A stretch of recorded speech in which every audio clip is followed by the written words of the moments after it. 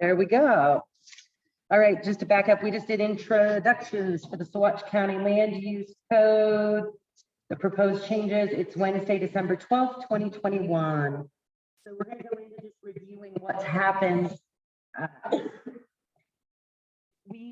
Once we found out that they were going to make some proposed changes to the minimum square footage, making it 900 square feet, eliminating composting, incinerating toilets, and then no accessory dwellings on your property until your 900 square foot home is finished. We held 2 public meetings in Crestone at the Cloud, and that was really just to look through what all of the proposed changes were, to narrow it down to those 3 and come up with a letter writing campaign and getting over to the commissioners. So then the next step, I'm sorry I have that, some of you in here. The next step is we went to the commissioners meeting, and through all of the online comments, in person, and letters, they agreed to send the proposed changes back to the planning commission.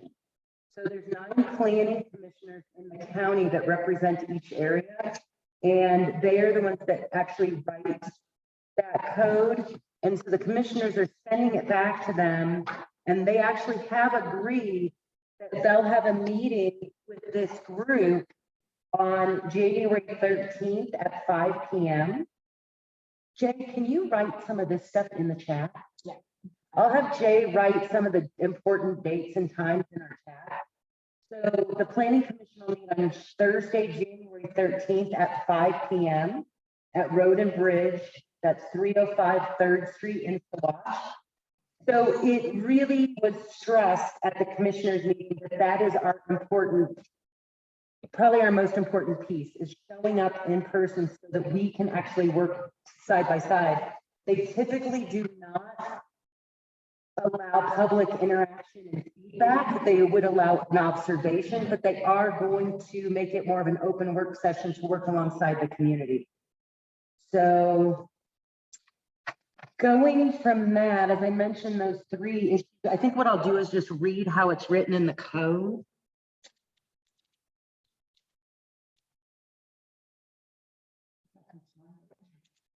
Sorry, y'all got to listen to me talk for a while. So no, because then I'm at the level where that even makes, I see what you're saying. That might be easier. So the items up for discussion, and this is straight from Planning Commission, is there shall be a minimum square footage of 900 square feet for a residence, and this is through unincorporated Saguache County. So I do want to clarify that. A lot of people have been confused. If you live in the town of Crestone, Moffat, Villa Grove, not Villa Grove, Where I just Moffat. Crestone. I'm in Saguache. Okay. Unincorporated areas. Yeah. So you have municipalities, that's Crestone, Moffat, Center, Saguache, Bonanza. You also have private property owner associations or homeowner associations like the Baca Grande or KB Estates, Mineral Estates. Do they have one? So if you live within a covenanted area, this doesn't necessarily apply in the same way. So I just want to be clear, anybody on this call and in person, this is going to be more in effect for unincorporated Saguache County, but it does affect all of us. So that first one again is a minimum square footage of 900 square feet for a residence. Composting toilets, incinerating toilets, and vault systems are not permittable or allowed in Saguache County. And then the third was accessory structures are not permitted on vacant parcels until a permitted residence is completed. That means greenhouses, hoop houses, garage, storage sheds, shipping containers, outbuildings of any type, studios, carports. Outside of agricultural structures being used strictly for agricultural use may be exempt. So those are the 3 main points for tonight. Lisa? What I'd like to do now, and please bear with me because I really haven't hosted a lot of Zoom interactive and live. on how we integrate. Please know that you can write in the chat, and if you're writing in the chat, Jay can be monitoring our comments from our online viewers. So we're really open. I feel like I said it's like,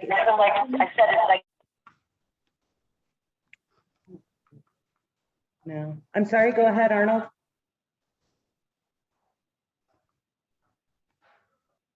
Maybe if you're at home, you mute yourself unless you're ready to talk. And there is also a button. If you look in if you take your mouse to the right of where you're talking there, or to, I'm sorry, to the left, where is that? So you can raise your hand. Oh, reactions. It's under reactions, I think. Learning this, yeah, under reactions, you can raise a hand, you can just give thumbs up, just so you know that's down on your bottom toolbar. Okay. So I'm going to propose a way that we do this, and I would love any other feedback. So maybe we just take a few minutes to talk about how we'd like tonight to go, because I think we can all create that together. One idea is that we do have three different code issues, is we just take them one by one. We come up with different strategies and solutions and look at that, and then we move on to the next, and we just give it each maybe, let's say 15 minutes, 20 minutes, whatever it would take. I think the one might be a little quicker than the other. We also could then come back, gather, or we could do that here. I could try to put everybody online into a breakout group, and all of you online could have a little bit more of an opportunity to talk to each other. I just have to figure out how I would do that. And let me look. Sorry, y'all. Okay, I found it. So we could do breakout rooms as well for the people online. So I would love for feedback from people here, and then maybe we'll go to feedback online on how you want to do this evening. Sure. Before we get there, I guess the one thing that I wanted to hear, they respond from that. Oh, Right. Like the look, right. Jay even put that on my thing. Like, we got to get to the why first. Yeah. What we want is the solution, like why they said that. Right. So that's a great, Yeah. great. She said we need to discuss the why before we go further, and that makes sense. So do you want to address that, or do you want me to go from what I understand? Okay. I'm gonna put this over to Jeff.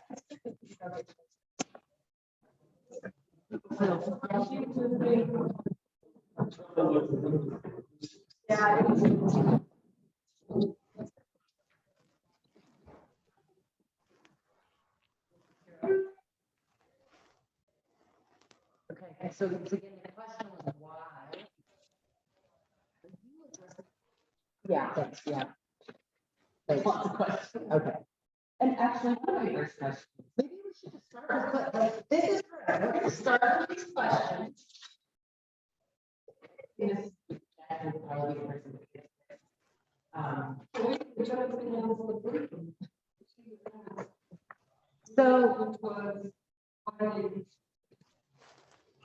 Okay. well, I think that. Let's say, that's not going to be retroactive. No, Yeah, and they're not going to make people that put in a pit ready go to the septic if they've already got a permit and done. your statement is accurate in that if they've already gotten a permit. Okay, so that's been a question. But the next question is Maureen. I don't know if they're gonna be able to hear you. So. The next question, to Maureen's point, is procedurally that's okay, but I'm really interested in what is the reasoning for not putting a shed on the property before I build a house? What's that particular code?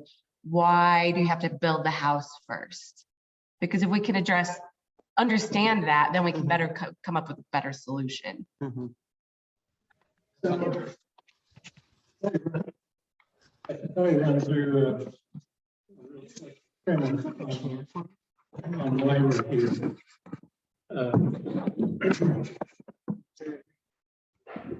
Saguache County has what's called the Land Development Code, which was first adopted back in the mid-80s. And since then, there have been the 24th amendment to the codes. An amendment process starts with the top, with the commissioners deciding it's time to address certain issues. Usually the applications present themselves. A quick example is a recent situation with the wolf sanctuary that precipitated writing something that addressed that, since the Land Development Code didn't have that. And there were problems related with not having a statement on the fact. But what we're doing is the commissioners pass it down to the Land Use Department, who pass it on to the Saguache County Planning Commission to then work on it. We have subsessions where we get together outside of our regular monthly meetings and just work on wording the subjects that address these things that are considered to be needs of Saguache County to take care of responsibly. Before I go any further too, I should give my quick disclaimer. I am a member of the Saguache County Planning Commission. I have been for over 36 years. I am not representing the Saguache County Planning Commission here. I can answer all kinds of procedural questions, anything that's a matter of public record, which is all of our previous meetings. And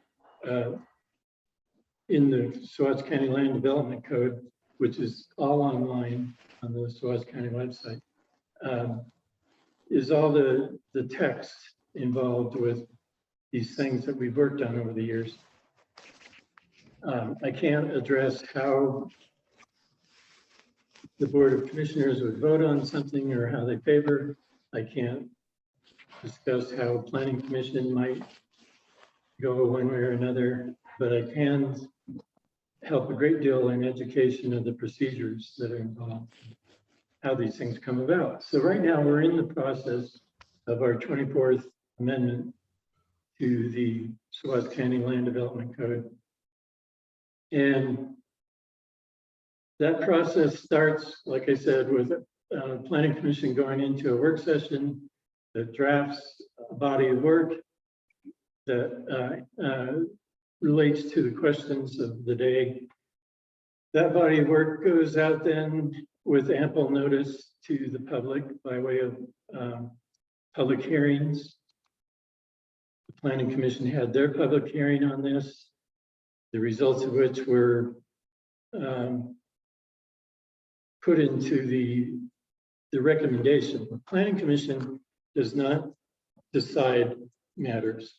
The county commissioners, the 3 county commissioners, are the only ones that make decisions in this county. They're the elected officials. Planning Commission members are appointed for 3-year terms. And so the Planning Commission made a recommendation on the matters at hand to the commissioners. They had their time to review it, and we've actually had 2 county commissioner public hearings on this. There was one back in, it was in the end of October, the very end of October, where 2 people showed up, myself and Justin from Mammoth Farms. And for whatever reason, the commissioners decided to have a second public hearing. And I have to say thanks to Lisa or getting the word out to everybody. There was a great turnout for the second meeting. And that was very, very helpful in getting the attention of the county commissioners on these subjects of question. And particularly too on the gap between the regulators, and they're writing this stuff that imposes things on the citizens who have no say in the process. We need to amend that, and I think our meeting coming up in January will be a great step in that direction. The process then goes from the commissioner hearings, and the second one in particular, they decided to pick 3 of them out. I think there were 4, but 3 in particular, that because of the public outcry, there was enough reason for the commissioners to kick back the work that the Planning Commission had done to the Planning Commission board to work on again. We've had that happen before. It's a give and take situation. But in this case, there were plenty of people that strongly felt that there needed to be more citizen input on some of the changes. They were listed by Lisa in the beginning, the 900 square feet, the composting toilets, and the accessory buildings before permanent residence. Those things will then be faced. The January 13th meeting will be the first time that the Planning Commission will meet on the subject and try to work out better solutions. It is at that meeting, and I have to say that I've taken a personal strong stance on this. I've argued against the 900 square foot thing at the Planning Commission level for some time, but I was outvoted on this one. And so I tried to push real hard to get more access by the citizens of Saguache County to be able to have a say in the writing of these things, since they do impact and regulate the lives of the citizens of Saguache County.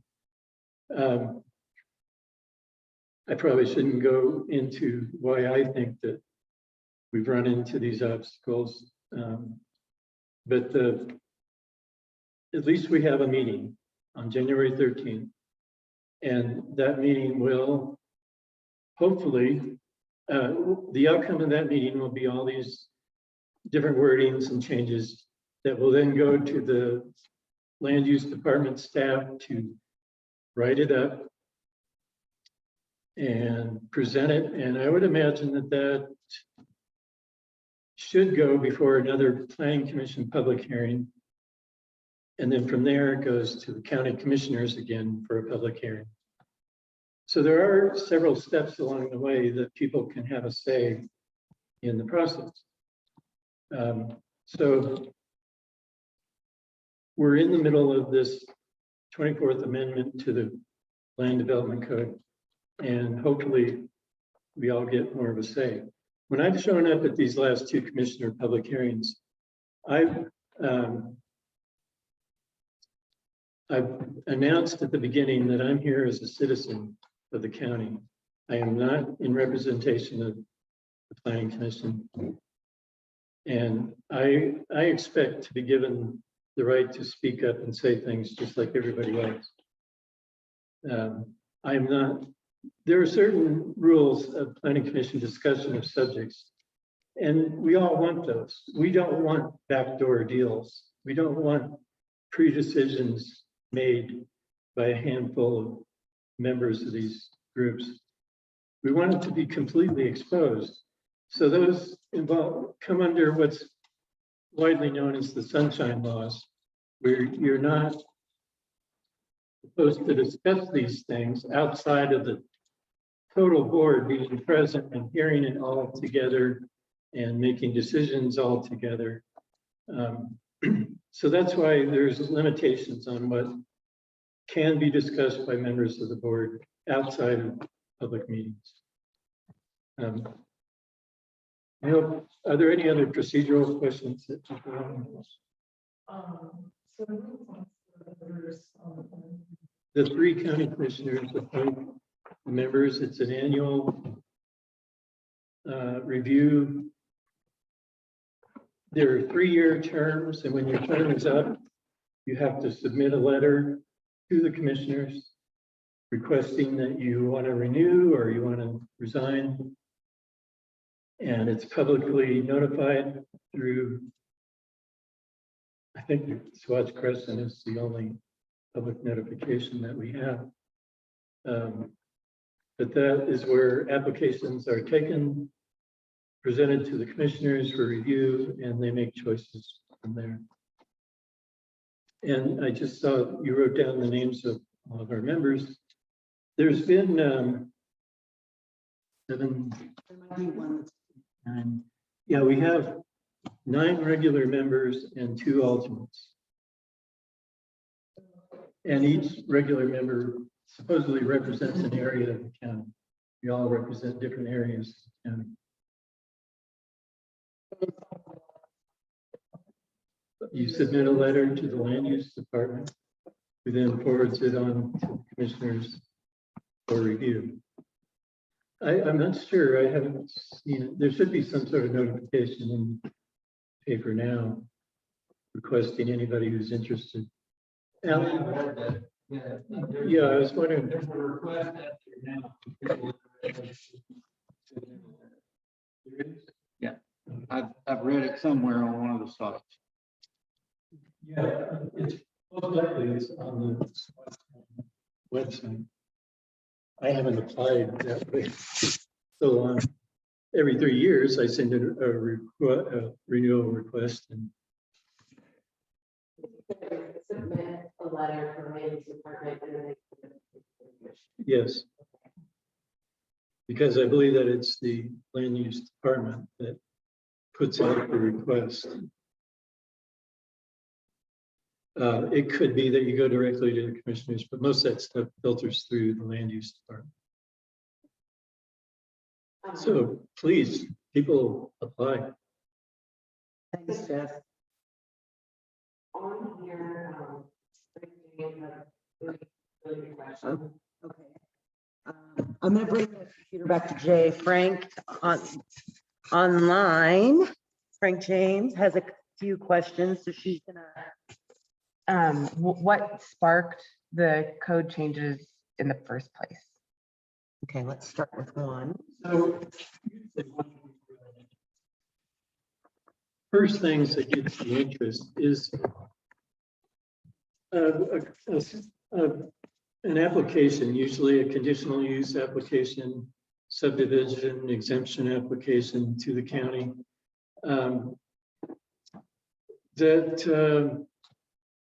There is no clear policy on the subject. There's maybe something close, but like I mentioned as an example, this one situation where there was a wolf refuge in place without really adequate oversight. Neighbors around them felt it was a dangerous situation and the county should do something about it.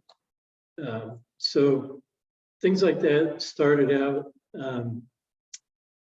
Sometimes it's just that we find along the normal course of action, something needs to be updated. When we work on these things like we're doing right now, you do the best you can to look ahead and plan accordingly, but a lot of times you learn these things as you go along. So then it's about every year and a half that this happens, that a Saguache County Land Development Code review and update is worked on. So it's just a regular thing. It's a regular thing. And like I said, this is the 24th one since mid-80s. And so let's see. Yeah, and what benefit, do they think, have the idea of increase the square footage and to eliminate alternative septic, areas, what's the benefit from that? And where, where they, So one of the things with the composting toilets was, as so many times, attention is grabbed by a few bad eggs. And I mean, that's 99% of why any rule in the country is written, is because a few people abuse their neighbors, abuse their authorities. It's a thing where most of these rules and regulations are written to address a problem by a few. And so then the composting toilet one was interesting. I have to say, and I hope I'm within my boundaries of being a planning commission member, everything up to this date is a matter of public record. Our minutes are public record. And so everything I've done on the board and have spoken up against are a matter of public record. There was the question brought up by the land use department of improper use of composting toilets and people living in pretty sad situations because of that. I would say the majority of people that have them use them as they're designed to. They are very beneficial to off-grid situations. And if used properly, they're a great alternative. And the other one too, the incineration systems are even better. So that is something that I have spoken up against. The main one that I have spoken up against is the 900 square feet minimum footage requirement. Sophia Belgrade and I co-wrote an article in the Crestone Eagle. I don't know if you read that in the November issue, or was it the December issue? Addressing apartments that are well under 900 and these modern tiny homes that are beautiful little places that are 500 square feet or less. Cabins, and Saguache County has a great advantage in that there is no structural building code in Saguache County. We have state electric, plumbing, septic, gas, but nothing addressing structure. We do not have the uniform building code. Ultimately, the guidelines for that kind of stuff come down to your insurance company or your loan institution who require certain minimums. But in lieu of that, there is no UBC. We cannot afford a building inspector, a building department, not even at the regional level. There's been many attempts in the past to try to establish a multi-county building department, but we still can't pull it off. It's a very expensive proposition. And because of that, it has allowed for lots of great stuff to happen. The great example, of course, is the Baca and Crestone with rammed earth and hybrid concrete and straw bale, domes and pyramids, and I mean, all sorts of alternative construction that is permissible because we don't have the stringent rules like Salida and Chaffee County does, or even Alamosa County. We're very fortunate in that sense. So the 900 square foot to me is excessive. And the best I can recall when that number came out, it was a number just pulled out of the air. It was not based on anything. is there, like, what good is that going to do? What do we think the good is?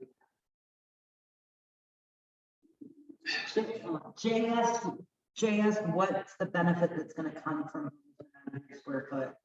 And I think that's getting back into that why. I can't really answer that one because I've opposed. I can't say what the reason, if they think they're gonna up the class level of people building and living in Saguache County. The people that have fronted this number live comfortably in their large homes and don't know what it's like to build a starter home. You know, something that you can afford within your means, that is earth friendly, responsible. I have a friend in Villa Grove that she's approaching 80. She does not need 900 square feet. She's working on like sandbag type construction and doing things that are within her means. To maintain a 900 square foot home for an elderly person, to heat, to just operate a home that size, I think is definitely difficult. So I do hope that by me saying this, that I'm not going to get fired from planning commission. So maybe go back to what you think, saying that this has come up more than once. So what was the thing that you did as far as this? Because clearly you're saying people are opposed to it, but this time it's made it out of the commission and onto paper. Or, do you know what I mean? So I'm just curious, and if you've been watching this for a long time, why now? Like, Well, that's part of the process, how these things eventually come up to be added to the amendments of the land development code. It's not a one-time shot and then, oh, we got to deal with this. It's a progressive thing a lot of times. And repeatedly things come up. But on this subject, we've never really had a clear difficulty with the number of square feet. And like I said, I really cannot recall or pin down a reason why 900 was chosen. I can tell you in Chaffee County, in Salida, where they have the full uniform building code, they have tiny homes popping up in town. They're 500 square feet. They're somehow being permitted. They're somehow acceptable, even in a more restrictive building code area. Bouncing around the code and having a full structured foundation. Homes still not enough wheels. But they're able to get around the code by doing that. When we say they came up with the 900 square feet, can you tell me who they are? That's where I can't really. So here's my. I would love to. Yeah. Here's my thoughts on this. And I'm Alan Jones. I'm a retired water well driller, living here in Moffat. I'm not living in a 900 square foot home right now. I'm planning a build and I'm looking at 400 square feet. But to back that up, this has all come about when you say they. We have 3 commissioners. So I'm pretty sure I know one of them that's against that.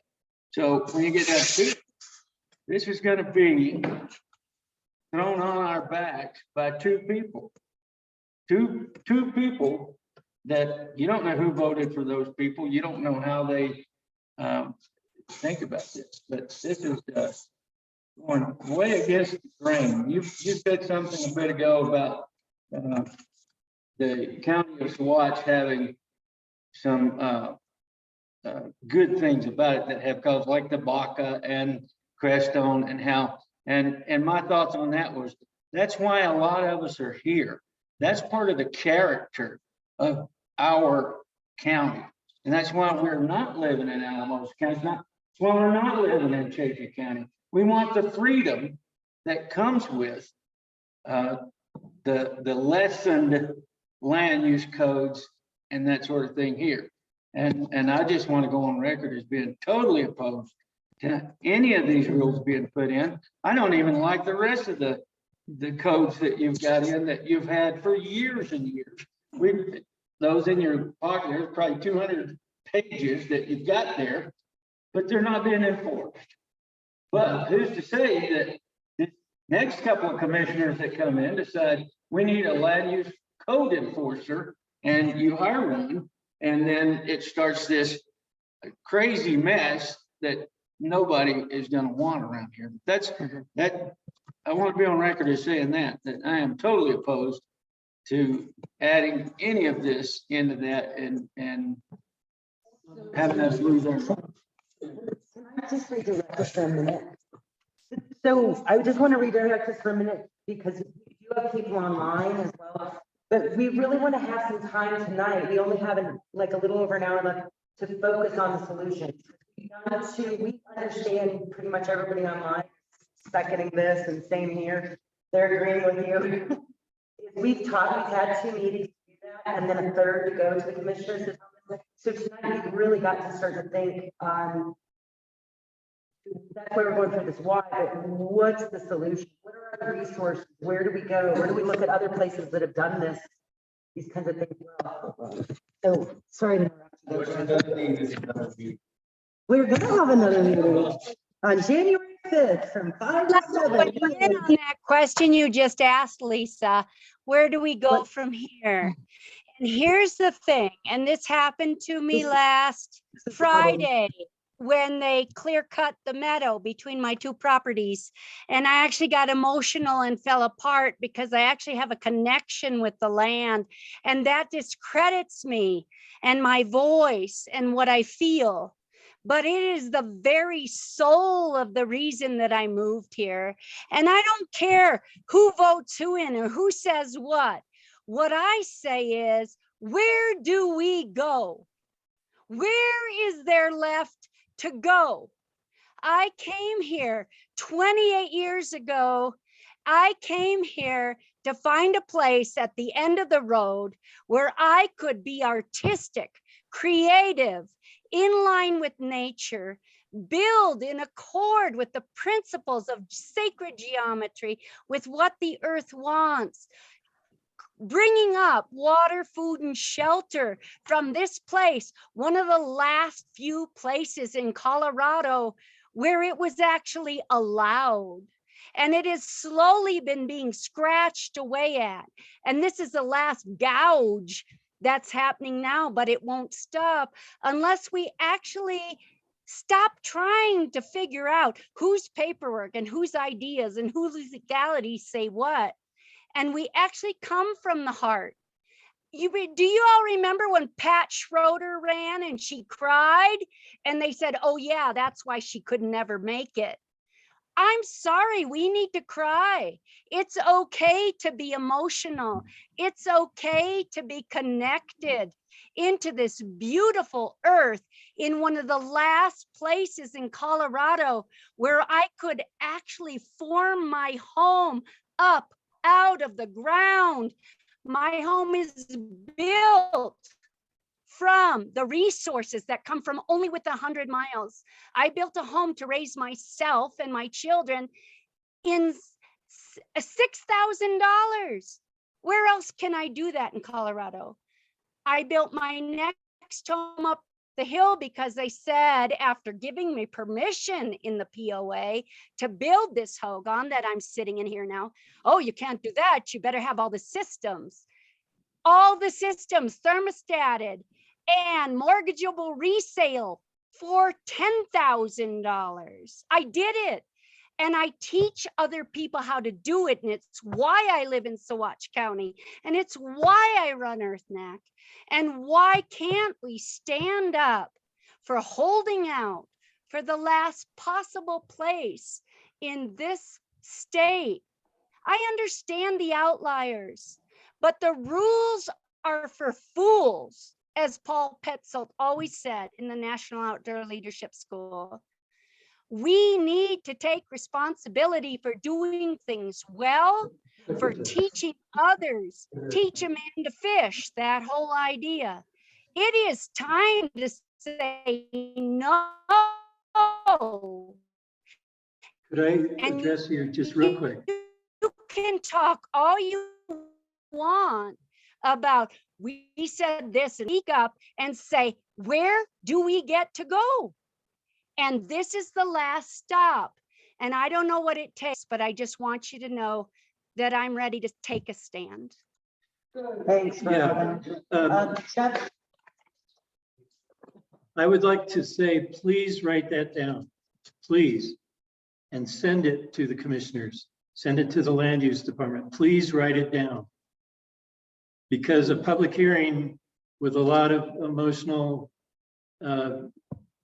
fantastic points like this will drag on a long time, and they'll start to tune it out. There's time limitations. Yeah, so we can still. but please Can we write it down and send it in. Can we still, since the deadline was November 19th? For the upcoming session that we're about to, January 13th. They're accepting public comment. It's an all, you guys will accept public comment. Yes. right? Okay, so it sounded like they'll accept public comment. And That's the only reasonable way we could get everybody's voice in on this. That's exactly part of the problem, and I'd like to look for a solution. I cried in the meadow last Friday, in the clear cutting, not the mitigation, So, for Joanne. And when we become emotional, we get discredited. But I because that's the believe POA. that our and the emotion is our power. So I'd like to find a way to actually present that. Well, we have a lot of, I was there too. That's a POA and the fire department. And so tonight we've really got to focus with this last hour on this county piece. So what I'm hearing is before. One of these members. Yes, And that's where that 900 is coming from. Joe Buckley. Okay. Yeah, So So that's. can we back, I want to say, Alan, that everything that's ever happened at the administration level in Saguache County comes down to a 3-person vote, and it only takes a majority. 2 people is what decides everything that happens in Saguache County. Jay?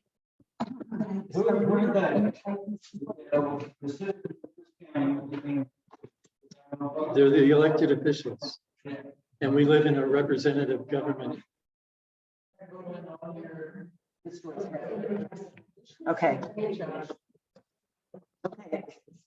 So the problem of 900 square feet is that I see well, this is the class issue, right? So the idea is that you're going to have a certain caliber of people coming here if you have a 900 square feet, right? And so, and we can see what that play out is in the Baca as a little microcosm. So I think, to me, a solution would be, how can we address, and this might sound really obnoxious, but issues of attractiveness, because that is really what the play out is about alternative construction, right? Like, it's not somebody's aesthetics, and then they think that's impacting their final property values, right? Because it's all coming down to money. So the 900 square feet, is this idea that you would then attract people who could afford to do that, and then people who couldn't wouldn't necessarily be still continuing to come. And so I'm wondering, can we address attractiveness, and I don't have a better word for this, aesthetics. Can we address aesthetics in the solution that takes it off of the 900 square feet, right? Like, can we say, these are the kinds of things that sort of fall a bit to building code, right? Like, the things are completed to a certain level, but because we don't have that, that's why things can be in the gray area, right? And so then it's like, because we have so much of that, that's pushing property values down, blah, blah, blah. Can I? agree with that. Okay, I'm gonna redirect for a moment. We were on the why, and I'm gonna show you all where we were at here. Sorry, you can see this board. It's probably backwards. So we talked about in sanitation, the why was improper use. and the few, we talked about why for the 900 square feet, and that was, we've got the no building codes, and so, and that it really wasn't based on anything, because our no building codes have created these amazing, beautiful natural structures. So the third part of the why I would like, if you could, before we go too far, is the additional structures before the 900 square feet. Was there any reasoning on that? And then we'll get back into these, because we do need to look at all of that to create some new ideas. All we're doing is creating a new future. Okay, Jeff. So at the planning commission level, I see this coming down to a debate over a number. It'll be reduced from 900 to some other number. This proposed wording is only 2 paragraphs in the land development code's construction permit process. 2 paragraphs. That's all. It's an addition to what already exists. I would like to see the entire paragraph scratched. There is no need for that. There is no need for that. But I'm only one member of the board, and increasingly I'm finding myself being on the losing side of subjects. There's anything from that, from 0 to a compromised number. I'm sorry, I guess my question is that the additional structure, like no And that one, garage, yeah. storage shed, because our concerns with it, we took the commissioners were, the concerns with the commissioners were, if you don't have a garage or a structure, especially if you're a homeowner builder or low income, you have nowhere to house your materials. Exactly. They can't, they're out of the element, theft and crime, and people that are on a budget need that security. They do not have that kind of money to go and just hire a general contractor that whips out their second home or whips out their next home while they're renting. There are a lot of people in this county that can't have 2 residences simultaneously. So I'm curious if there was a why on no other units until you're 900 square foot. And as I said before, I can't explain that one because, but I don't know anybody who has built their own home without a shed or something to work from. Ultimately come back to aesthetic issues, right? Yeah. Because I just want to add a little funny anecdote. well, A new neighbor who's building a Scoria bag house asked for a variation in the Baca, Hold and on. that neighbor Hold on. You got it. Sorry, Robin. I have to mute you. I got it.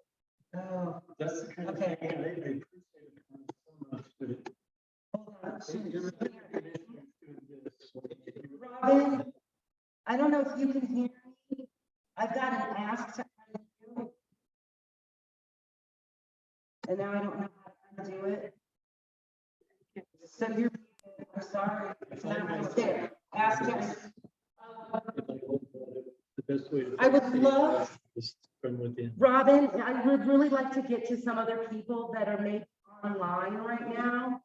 Because we've gone through the whys, we're gonna shift into each section on like, okay, what are some of the other ideas and like what's working? I love somebody at Walsenburg, Durango. We want to start getting to that. So is there anyone else on your Zoom call?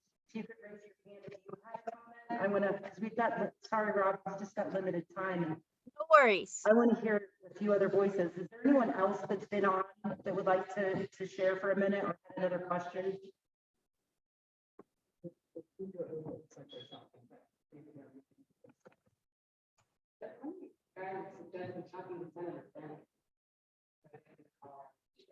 Okay, someone, can you tell me who that was that had the Senator Bennett?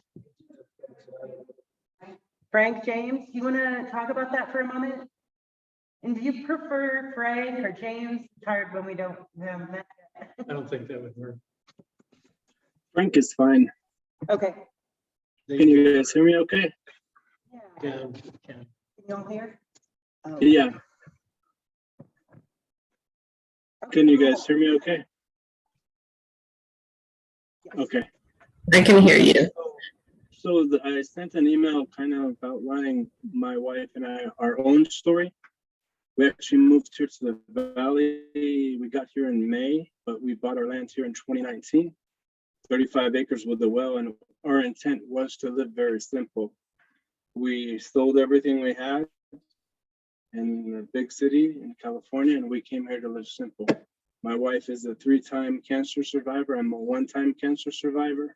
And so we wanted to get away from the city, get away from the living in, we didn't even live in a big house, but it was big compared to what we're seeking now. But anyways, when we bought our land, we didn't have these regulations. We came out here, we only have our RV that we live in. Our intent is to build a small cabin, maybe a 20-foot by 20-foot, which is 400 square feet. And so these type of restrictions would change even our plans. So not only does it have such an impact on the people that have been here, many Saguache County residents, they're not even aware of these regulations. And yet they may live in tiny homes or trailers or RVs. And if these regulations are allowed to pass, then they will start getting fined and ultimately evicted from their own property. But anyway, so I presented our story and how these regulations impact my wife and I, let alone all of Saguache County, how it impacts mainly the low-income people. And then she allowed me to speak for about half an hour yesterday. She also had an email I sent. I can actually provide that to anyone that's interested. That may be beneficial. And so she actually had come out of meeting with the commissioners, and she presented the concerns because she knows it's not just us, it's many members of the community. And so she reiterated these concerns to the commissioners. And so I think it would be wise if more community members reach out to her. Though they only oversee federal issues, having a senator contact the commissioners or their county can actually make a bigger difference than we, the people, coming forward. Does anyone have any questions, or can I be more specific in anything? I think Jeff was maybe going to address that about the senators. Do you have, can you hear me? Do you have personal experience where that actually works? Say that again, it kind of broke up. Do you have personal experience where that actually works? The top dogs of the state working down to the county level? Well, I haven't with like the county, but I have with big corporations. Like, you've heard of Postmates or Uber. Do you know what those businesses are? So it's kind of different. And what I mean is, so it's important because our voices aren't they should be important to the commissioners. And I like the commissioners that we do have. But a lot of times there's not enough people that are speaking out. There are not enough people that know about it. There's many people I've reached out to today that have been in this county for 20 plus years, and they have no idea even that we're having this here.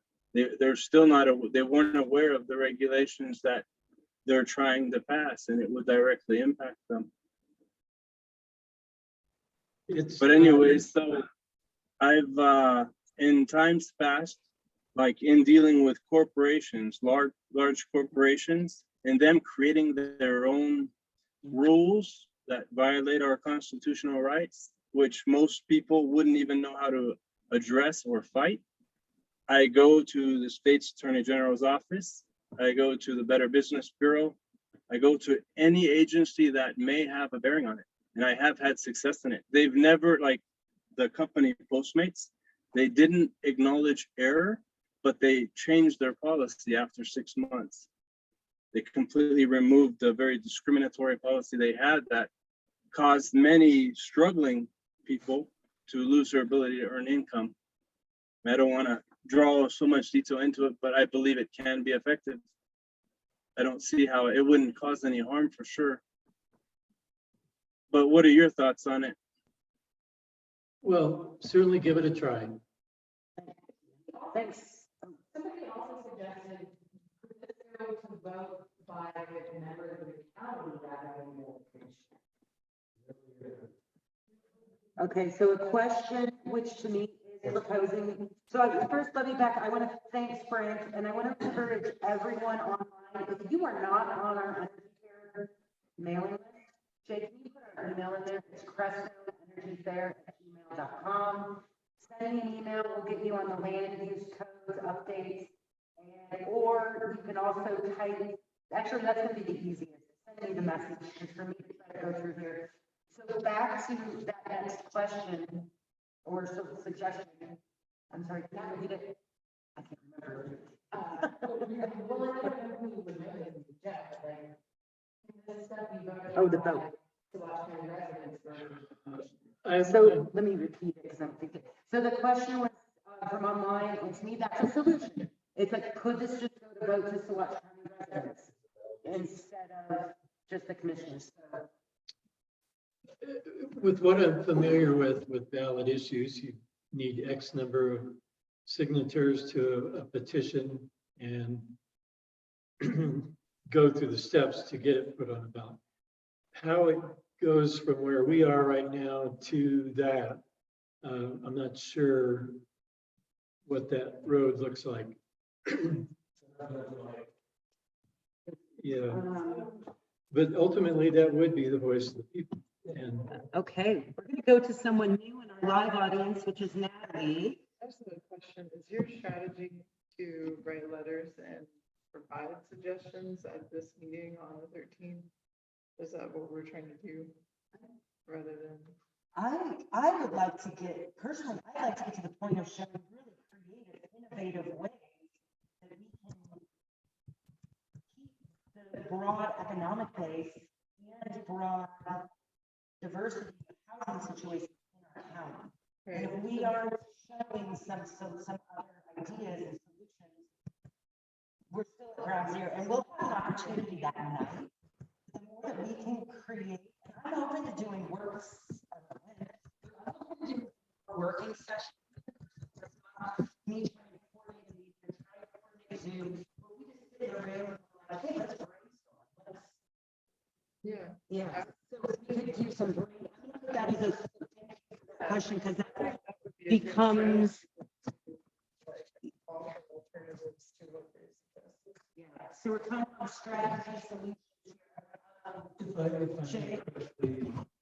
typically, like when we have an application before the planning commission, we do solicit comments by people on the subject.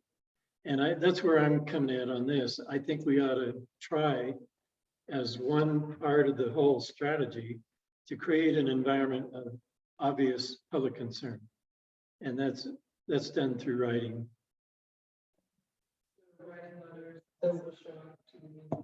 Yes, yeah. People turning up to meetings, that is the greatest. We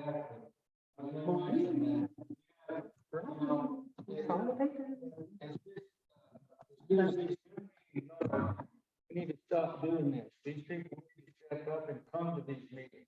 When you take a room full of people to the courthouse, there were a couple of issues that we had there. We didn't get all the people in the commissioner's room, and when you show them that amount of care about what they're doing, then they kind of take notice. And when you got 4 or 5 people sitting around, they say, "Oh, that's just a small minority. We're going to do anything we're going to do anyway." It's going to take everybody sticking up and becoming a bigger group.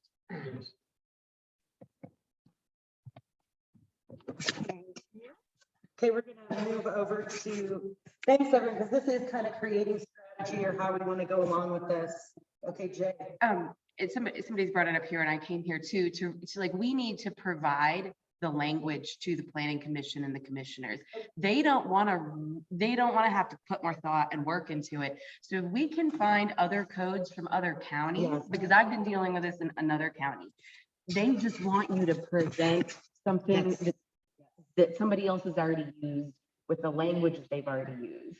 And so, and I don't know exactly what that's going to look like, but we need to make them, just different languaging that serves us rather than people who can afford all that stuff. South Park is going through the same thing right now. I saw stuff on, a while back. South Park is having the same.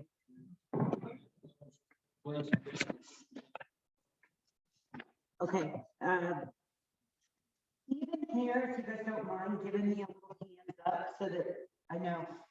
I do want to, because while we're on the some things, as you all bring things up, I can add even things from people who aren't from the meeting that emailed me. Sean King is one of the builders. Sean, do you want to, if you're there, can you unmute yourself and maybe put, I feel like this is a good time for you to jump in because you have started tackling and rewriting some of our code. So if you just don't mind introducing yourself and some of your experience. Yeah, I'm happy to share some of my experience. I want to say that I've been listening very intently and mostly saying little in the few gatherings we've had because I'm new to the community and I really want to understand everybody's perspective. My experience with regulation in general is that it's very hard to defend, avoid. Someone's going to want to come in and fill it. So if we strategically, if we approach as just a no, to refuse and stop regulation, we're just going to have to keep doing that over and over again. Whereas if we positively engage and develop a code that literally holds space for tiny homes and compost toilets, et cetera, we're more likely to succeed over the long run. We'll protect that for ourselves and for our community and for upcoming generations. So I am very prepared to help with that. I believe I have a skill set that assists in that.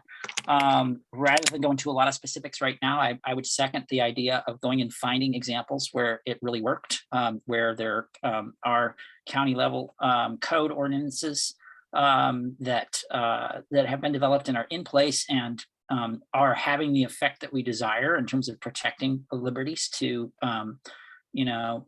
to house ourselves, liberties to live by our sustainable values, liberties to be poor and shelter yourself. My goodness, who wants to make that illegal? Come on. If you, whatever your means are, you should be able to be allowed to be, economically successful and, holding space for your family and yourself. That's crazy that we would, that we would allow, allow the law to function that way, right? And no, we don't want to do that. So, I don't know how we move to making teams or subgroups or whatever. I'm happy to work with a group of people to go find these laws and codes and help adapt them to Saguache County and the specifics of this community situation. I want to make sure that whatever process we engage with remains totally open to the community and all the voices in it. Because it's very easy to get down a technical rabbit hole and lose connection with people who you're hoping to serve. So I want to be very conscious of that in myself and in any group I'm engaged with. It's like, hey, let's get up, keep going back to the community and getting input. So I did do some working on rewriting the code, in part because I had misunderstood it as kind of an emergency, like, oh my goodness, we got to put something on the table now, or we're going to lose this game. And so I put something together really quickly, and there are probably some good ideas in there, but at this point, it's like, no, we're in a long game, and we have the time and space to work on this as a community together to really put together something that could not only work for us, but could also be groundbreaking, because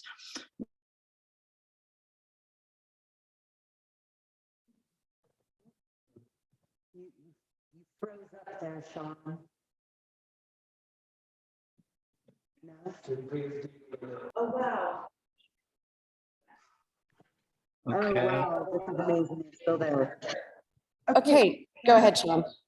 Okay, well, I've filled up, I think, enough space already, but my proposals is if, before we part tonight, to have a plan in place to get together and get busy, doing the positive work and that involves actual code drafting in addition to also helping those who want to, whose role or passion is to speak out about this, like how, well, let's, have their voices, let's work with communicating and supporting communication, supporting people to attend, like get a carpool out there to a meeting so that you can get 5 people out there instead of 1, whatever it is. We can have a group that's that are involved in those sorts of things. So, my specialty or my particular contribution could be in the specific area of helping with the design this code, the philosophy of it, communicating it, getting the wording right, finding examples, those sorts of things, and working with a group of people to do that. That would be fabulous. Yeah, okay. I think that's enough. Any questions I can address directly? Like, If hold there's on, someone who wants so- to ask. Hold on, so I'm tracking everybody online and in the room, so where I was at was, I think Maureen was gonna comment before I brought Sean into this, and then we had a comment from Suzanne Rouget with the solution, and then Larry, right? Okay, so that's kind of our order at the moment, just so everyone's aware. Okay. Thanks. Two thoughts. One, what we want doesn't exist. The codes that we are trying to find, these codes don't exist. Okay. So I just want us to hold that for a second. We're not going to find someone who's doing it. The country is dealing with this problem. And when we deal with the issue of economics, what he was talking about was not just keep filling a void, right? Because it just keeps coming back up. So the thing when everyone was talking that came to me is that we need, as part of the code, a statement that you cannot be removed from your land, based on certain kinds of things, that if you become stuck in your process, that triggers a process in which you can apply for funds, because we have the Saguache County sales tax things potentially, and that the notion that economics, and as I see it, because I've been dealing with the POA, these 3 things are really tied, because the people who are using these are not of a certain caliber of money coming in, right? It's retired people, it's all kinds of people. So it's like, if we make this statement that we want them to include in the code, is that you can't be thrown off your land for these kinds of reasons. I think we sort of shift what the dynamic is. And what came up so much in those other meetings is that as a community, when someone gets stuck, we want to have a mechanism to help them. Not just neighbors, but potentially money, right? And so is it possible that, just a scenario, you've applied for, to do something, and, you're going through your process, and then lo and behold, your partner dies, right? Okay, now you're stopped. So then this, can that trigger something to help someone get to their finish place? Because what's happening, and this is what happens in the BACA, is that someone gets stymied and they end up with something that they didn't plan for. And then that's the blight, right? And that blight, this aesthetic issue, is what kind of freaks people out. And so as a community, part of the ability to complete something, can we create mechanisms to help when someone's stuck, right? And again, it's not necessarily, I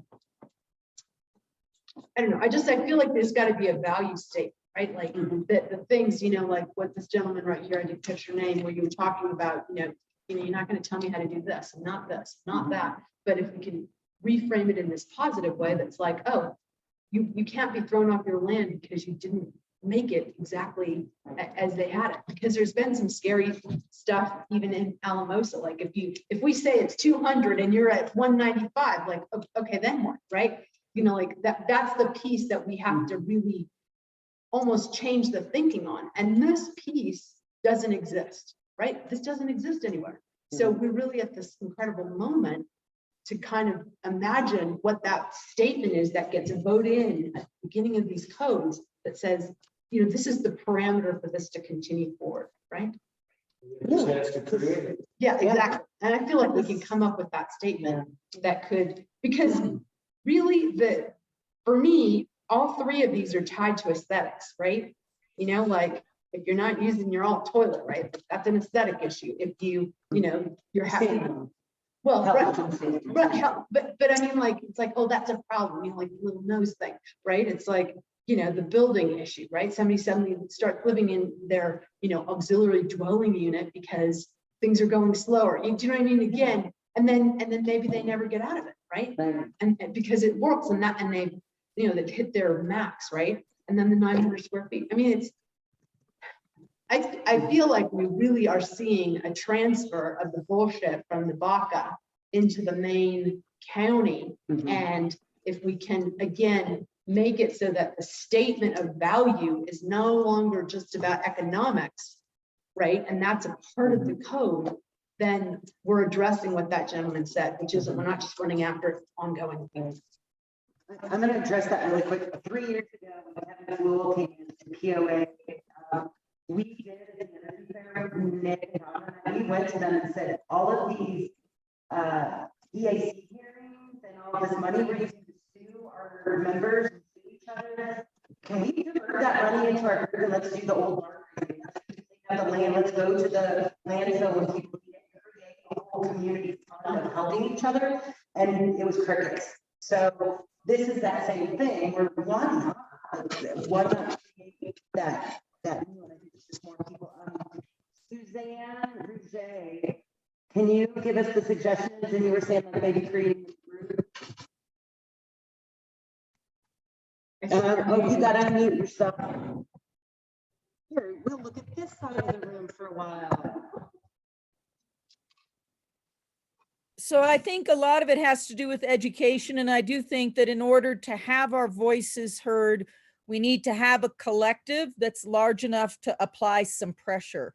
So my suggestion was perhaps starting a Facebook group where people could make comments and have dialogue and be able to begin to move forward on what would be presented as an alternative to this amendment. That's a good idea. I love that, Suzanne.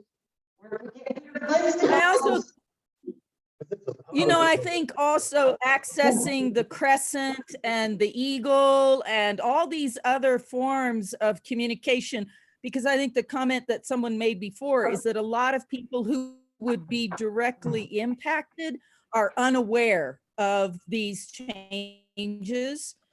And I think having more of a public awareness piece is important, especially if January 13th is our next opportunity to present something. So can we collectively talk about all of the outlets of where people receive information?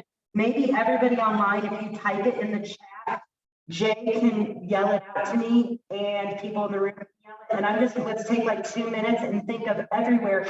Because what I've found in the past, some people email, some people text, some people want posters. So this is a full-time gig when you're starting to look at it. So let's take a minute on where do we get our information, folks? I mean, there's some organizations that have like email lists other than the Energy Fair that we could reach out to. So SLV Go is one of them. But I mean, I'm sure there's others in the valley. Okay, so we got SLV Go and also and that's organizations, right? I'm going to categorize these. I don't know if y'all can hear me online. Organizations, listen, that's who's the camera on. Thank you, Liza Murin. That's the Food Coalition. Thank you. Now, I heard about this meeting through the Facebook page of Sanitation. Oh, sweet. Okay, so I think Facebook. if we would create a name for ourselves and create a Facebook group, a lot of people would get a lot of information through that. It's very good for discussion. I'll steer everyone to that one group, maybe. Okay, so yeah, SRB Patriots, I know we've got Crestone Shill, Crestone, and Kiosk, yeah. Oh, There's a I lot. don't know on this already, like, who's gonna make sure that you're. You do the Crestone one, but I do all the. Yeah, but are you gonna sell the Patriots? That's why I'm saying, sorry, but let's, I read it on, we got the shared. Swartz County Republicans page, my town put it on there. Another, W.J. Hanson put it on the Swartz County Republicans. And, someone else shared it. We, I think it was, to the Patriots. So I saw it on 3 or 4, and that's the only reason I did it. Big discussed. And my buddy here don't do Facebook, so he knows nothing about it. Nothing. Jay, who have you been posting to? Okay, can you give us, I'm gonna put Jay's last later. Yeah, I can give you, I'll send you the list later. They're all the watch. They're the SLB model. But 'cause I don't know these. I actually, I'm signed up to the Swartz County. But I never heard of a peep out of them. I mean, it wasn't, maybe. So, any other Facebook groups, Jay, can you see the chat? Any other Facebook groups that we're not aware of? Oh, wow. Hey, does anybody know that's more of a Zoom expert? Is this chat feed gonna say? Okay, great. Thanks. So, because I'm gonna have to look at this later. So let's keep typing those in. Let's shift a little. We started talking about organizations. So let's get a quick list of who are all these organizations in Saguache County. Right now we've got, the Energy Fair with this, but SLB Go, SLB Food Coalition, Succeed, the Valley Roots Food Hub, and let's keep listing out organizations, and then let's go to media sources like the Eagle and the Valley Couriers. Let's shift for a minute to organizations, and then we'll go to media, if that sounds okay. Farm one that, you pass right as you're going into, I don't know what they're called. Rio Grande Compact. Yeah. That's what it's on right now. Oh, okay. Oh, okay.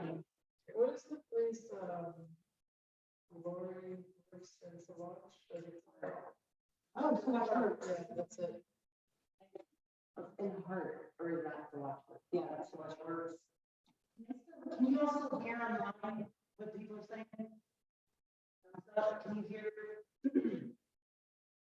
Can anybody hear online?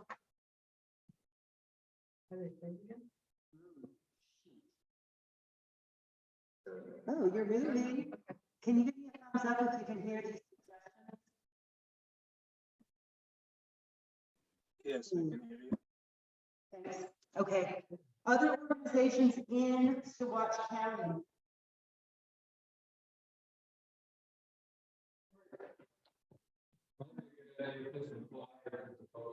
So thank you.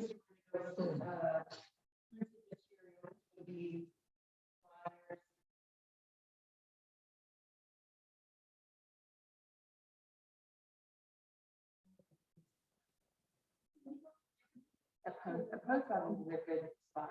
Well, yeah, the post offices, the bulletin boards, and a few cafes. Yeah. Right? Okay. How about media? Where do you read your news? Printed media. Paper. Okay. Like the double north. I'm hearing the Saguache paper, The Crescent. the Crescent, that's what that one is called. The Valley Courier. Is that the Valley Courier?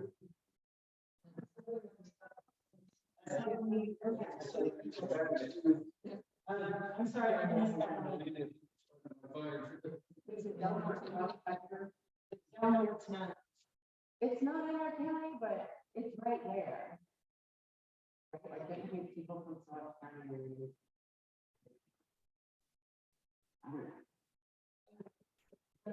I feel like there's so much shit. I missed something about a dispatch, center dispatch, thank you. Yeah, because we don't have any representation. What I've noticed so far, we don't have any representation for the center. And center is on the border of Alamos and Saguache counties. But that is another primary area where we're really looking at even a cultural thing of having bilingual information and materials potentially because of that population that's there.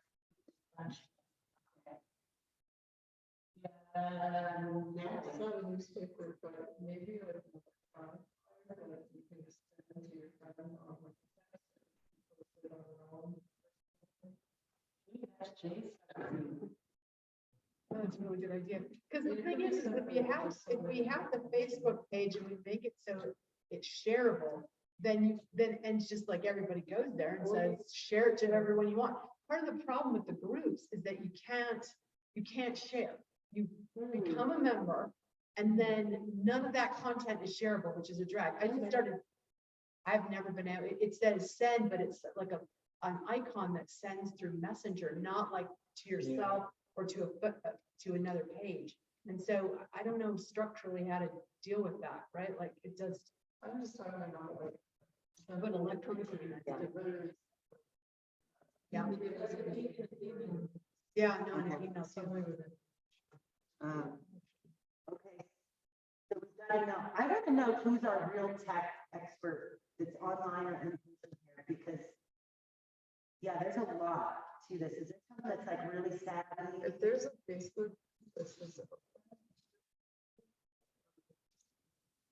Maybe it's not. I think there's ways to open that. To join. But Jay shares from ours all the time. I think. Okay. The moderator. Okay. Has to say that it's a public and not a private. A page.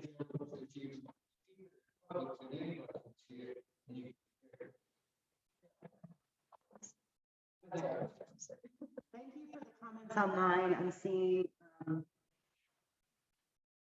take it a page. Yeah, because it's like a page versus a group. It's kind of interesting.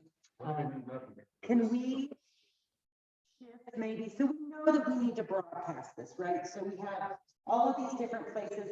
And if everyone here and that keeps seeing this, just keeps putting it out to your outlets, I think that's the way we're going to have to do this. You can see this is a huge campaign to organize. So what else outside of, so when we go back to solutions, do you want, maybe we do a quick recap? Or, oh, I'm sorry, Larry. Yeah, wow, we got off track there. You are so patient. This is Larry Coates. Well, I New think solutions. I want to tell you where I sit before I tell you where I stand. I'm a home builder, and I'm an award-winning home builder. I'm the award-winning home builder you never heard about. I bet you I've been published in 20 different magazines, several books. And I got out of building homes. The name of my company was Creative Carpentry. And I got out of homes because of the regulatory environment. It just got to the point where even the architects that were working for were telling me that it's getting to the point where the regulatory environment is stifling creativity. And to breeze through our topics, sanitation, composting, incineration, some of those things that someone might not like could surely be visited or by renew permits and see how they're doing with it. I'd hate to ever slam the door on emerging technologies when it comes to sanitation. We all know that when I built my septic system, I think it cost me $1,400. Now you got to get an engineer stamp and they're 20 grand. Square foot limits, they're stupid. If you can't afford 900 square feet, you're out of the market, right? I mean, some of the most creative things that are happening right now are in small homes below that size. And you can be really, really creative with a small home because you get to interface with a lot more creative materials. I've built a really small home with big rooms with really cool stuff. But if you start requiring square foot stuff, what I've seen and I have built in Minnesota, Wisconsin, Aspen, Telluride, Crested Butte, and there's a bit of all that aspenization that infects all those building environments that I have seen. Some of that poison comes from within. All of a sudden, everybody panics. Everybody's coming here. We have to have more rules. We have to increase the size. And after a while, you kind of have an economic snobbery that it didn't. The ball got rolling. And if you have 900 square feet, pretty soon they're telling you got to have a certain percentage of steel on the structure, a certain percentage of cedar shakes, and then masonry stone. And pretty soon a 900 square foot structure is $1.5 million. And you can build an absolutely stunningly beautiful 400 square foot house. And it's just silly to go there. I mean, I think that's the beauty of Saguache County, is the diversity of different kinds of building techniques here. We don't have building inspectors and those kinds of things crawling down our backs and killing affordability. That's why we're getting people living in tents and in parks, and in the homeless situation just comes from affordability. Going past that, additional structures, I'm an off-gridder, and if you're gonna drill a well or build some solar panels and do all that, you gotta have some internal shed or structure to house that right out of the gate. You can't have well controls out in the rain and the sun, and along with your solar stuff and whatnot. Everybody has to store materials and byproducts outside before they built their house. I did the same thing. I built a really meager shop in the beginning, lived in it for 2 years. It took me 10 years to complete my structure. Now I live in a really nice plantation that took a long time. And a lot of us come to this valley because it's the last bastion, like we've heard. We can afford to buy a piece of land. And when I had the money, I didn't have the time. And when I had the money, or had the time, I didn't have the money. And it took me 10 years to finish my project. And it's really nice now.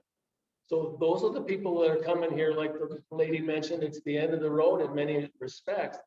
It's affordable. There's nobody crawling down our backs. And I know that we all feel this way. I drive by some of the blight. I'm not big a fan on containers or unbuilt sheds or that kind of thing, but I understand in my core that it took me a long time too, and my place wasn't all that pretty until it was done. And I fall back on my core belief that every man's house is his castle. And I might not think it's the most beautiful thing in the world next to me, but it ain't mine. I got mine. Let him have his. And that's my 2 cents.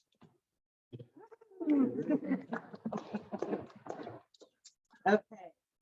We are coming up into our last 15 minutes of the evening. So let's see, is there anyone else online that has a comment, a question, a solution? Maybe we can leave the last 15 minutes a little bit more open. I will keep the last 5 for a review of our next steps. That was Larry. What's your last name? They said they like it. Larry Smith. Okay. Anyone else on the call that would like to comment, question, have another solution idea?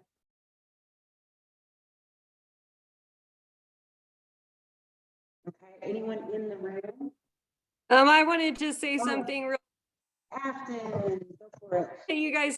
You can go to this side of the room. I just wanted to say, like, kind of echoing what other people have been mentioning, but I agree, like, we need an overall kind of statement rather than just further codes and rules that are imposing further problems and hardship for people. And I think like that overall statement should be one coming from a mindset of heart-centered compassion and like helping people finish, as this man just said, their castle, whatever it may be, and allowing them to manifest that, and like saying, we want to help you have the best home possible, not like you need to do this because we think it looks the best, kind of thing. So yeah, just coming from a place of compassion and helping people as the statement is what I wanted to say. Thank you. Thank you. Thanks, Afton. Anyone else? Last call? Last call? I'm gonna flicker the lights here soon. Anyone in the room? Last comments, suggestions? So, biodigesters added. Ooh, yeah, let's put that in the same page. Okay, here's my last.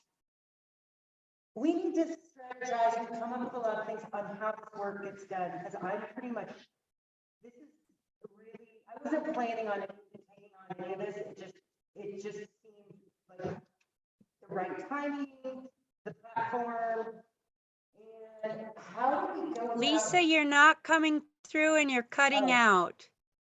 That's because I'm asking for help. Okay. Okay, hold on.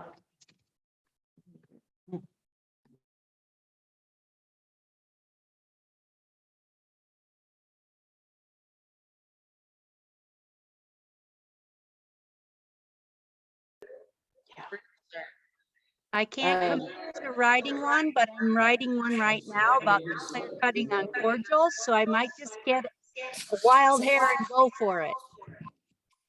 It could be.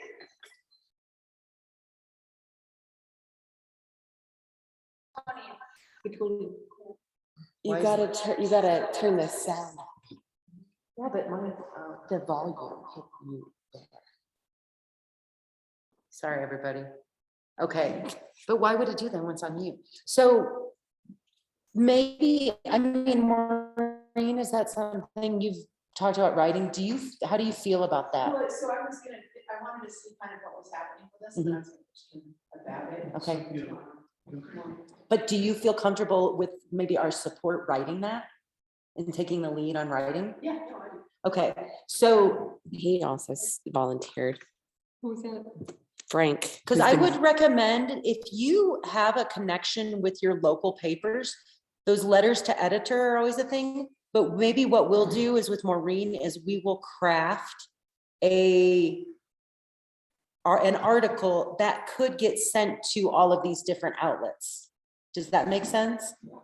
I'm gonna have Jay, if there's any other thing, I need to go back to my list to see where I can write some people in.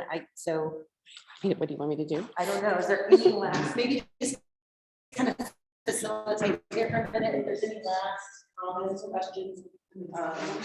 Because I think we should get our builders together. I think a solution, I'm gonna add one more solution. I think getting our builders, like Sean came on the call, all of our alternative and natural construction builders, they may already have their houses built and they may have all this experience, but I really feel like they can really speak from that. People are afraid to talk. We've been trying to do a survey asking about all these things before any of this came up. But because of the way it's kind of that, the majority of people built like this back in the day in the Bobcat. Most people you talk to, but there's a fear because of the way the POA shifted. So maybe getting our builders, I'm just adding one more solution, but I want to go back through these, Jay. So I want to support that because in the last 2 months with what's happening on my property, I am having new neighbor after neighbor tell me they don't want to speak up until their project is signed off.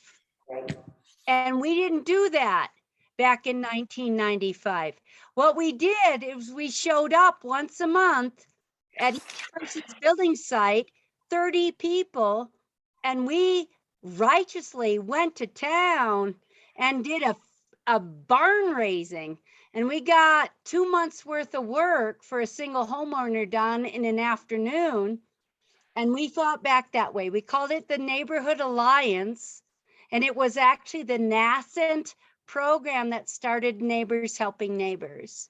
And at some point, we've made a transition where people aren't willing to speak up till they're all signed off.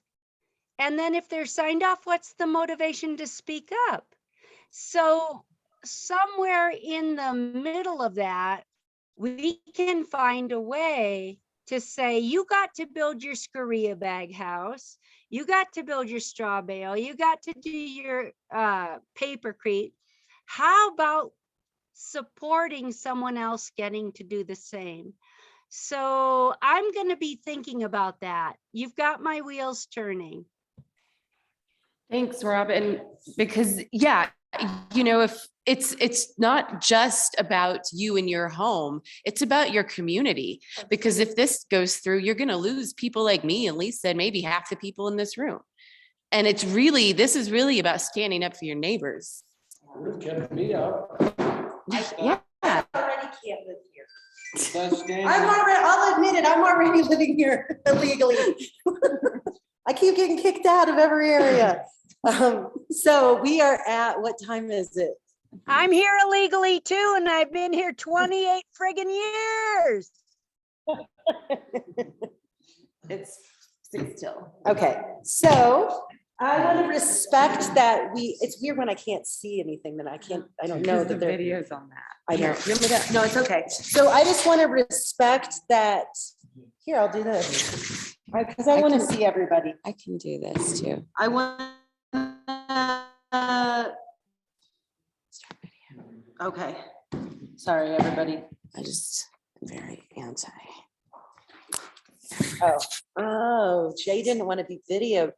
I want to respect that we were going to get out of here at 7. Thank Matt for being here for us. He's the town clerk. So I thank all of you and for thank showing everybody. up. Yeah, very much. So everyone here, everyone online, everyone that will see this in the future, we'll get this recording out. So I think the next steps, at least what I can start working on is Maureen's going to start working on some writing, getting the article. I will get Jay, right? Maybe you'll help me. We'll figure out getting this Facebook group page set up and an additional website page where all these documents can be housed and all of these ongoing notes and recordings. And then everyone else, your tasks are start writing your own story, start writing your own letter with that heart-centered approach of all of it, what it took for you to be able to live here in Saguache County and why. And what you value. Format outside of Facebook, because a lot of us are living the way we do and trying to defend it. And we are the same people who don't do Facebook. So let's find an alternative as well.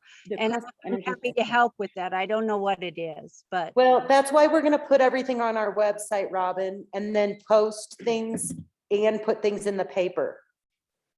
Yeah. And emails, if you're on the email list, you'll just get the email list and update. But Jay's got some good ideas for me to make those emails not so long and boring. So, okay, Les. Does Sean want help with writing, like for our own proposal, or is that like a later step? With code? Yeah. I think it's a little late. I think it's a little later right now. Sean, you think code might come a little later? That might be jumping the gun. I like that if we have a statement. As a group, we need to A statement. put some infeed into this Yeah. decision-making process by the planning commission to say, hey, this is what we think. And you want Frank's email. Okay, so I'm confused on who is the gentleman who had done a drafted code? Sean. It is Sean. Okay. Yeah, you Okay, guys just contact me directly. There's no harm in working on that in advance. But I strongly agree that, you know, getting the community voice into, you know, as we've been saying, getting the empathy piece in there is absolutely essential. And so we can do both. We don't have to put them in sequence. Right, We can do right, both at okay. once. So then maybe. Breaks on the train, and then you gotta. We've got till January 13th to get something in front that the commissioners will pay attention to. We need to show a consolidated front with a lot of people that are against the proposals. And then start some rewriting. Sometime we'll come back to you with this. Yeah. So is there? We kind of already did that though, in a way. Like maybe we can buy more time. I don't know. Let's put that intention out there. At this point, there is no deadline Oh, to get stuff done. okay. Oh, lovely. Woohoo! Well, I think if we could come up with the, you know, statement that we want to kind of frame what these codes look like, would go out as a draft via email. And then if we have a overview article that comes out in December and January, right, across all these newspapers, then maybe we can get more bodies to kind of keep going on pushing through. But I personally, I hope everybody holds that we're it, like we're the example, that we're not gonna find, it doesn't exist, right? I've been watching this tiny house stuff, you know, Bakersfield had some little tiny thing, like whatever, 10 years ago. Like the truth is that across the country, everybody's dealing with this issue about everything you just talked about, affordability and this kind of escalating craziness that just is kind of moving on. So really, you know, our unique situation is providing us an opportunity to really model where people go, oh, you know what they did in Saguache? In a way, we're lucky we have Saguache County in the format that it is. Yes, because exactly. We have the ability to have this input. And just to summarize, sanitation of vaults, composting, incineration.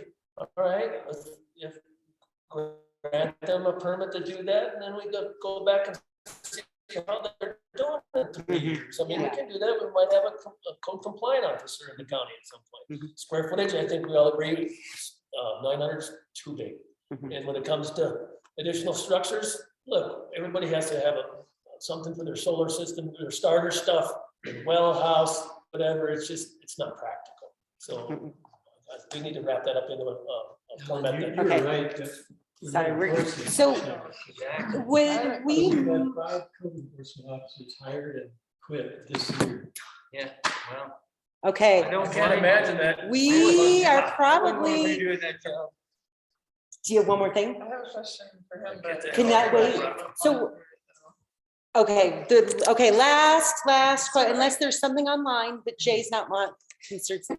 Last question or last comment here, and then I want to read one thing and we're going to close out tonight. Can you clarify more? There's no deadline, like are we able to get more If time? we show that this is a very big issue at the January 13th meeting, it will inevitably be forced to continue. Right, so it's the deadline. Fill that room, that's. Great. Get Okay, so we are gonna wrap up here with you online. I've got one last thing.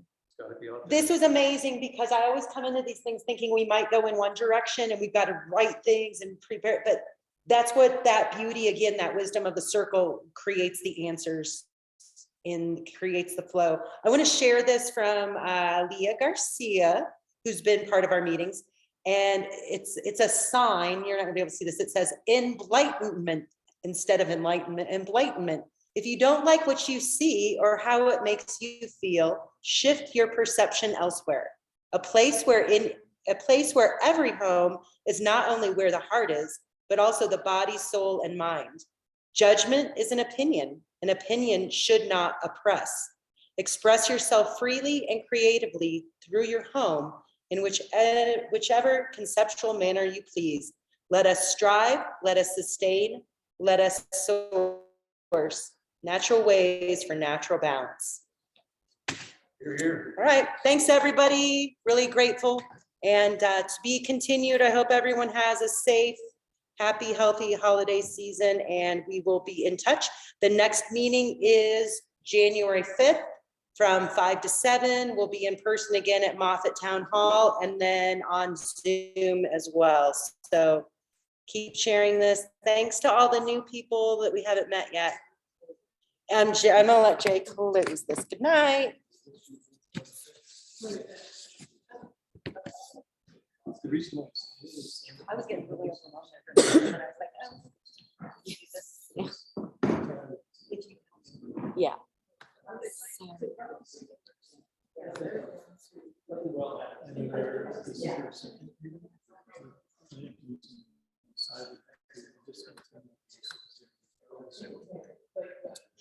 For that very reason, the use of this should be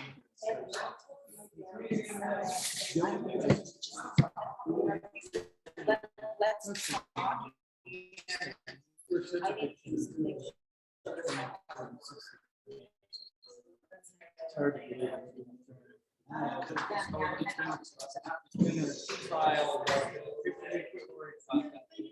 Something this important. These tables gotta go back. They kind of like face the forward. We moved over here because of the internet. Oh. Get it? I'll save you things. How do I give you this email? Are we gonna save the whole chapter? Yeah. Okay, so I did this. Save chat. Save show and find folder. I did it. Already. Okay. That's okay. So it's in. Yeah, I'm gonna do it on my. I was trying to. Do you want them to do it like this? They need to be like just kind of in a row facing the forefront. Do you want one of these? Yeah, I thought it was cute. It's good they have this KB. I know, it's good. Yeah, the KB. Maybe we should start posting these all over. Yeah.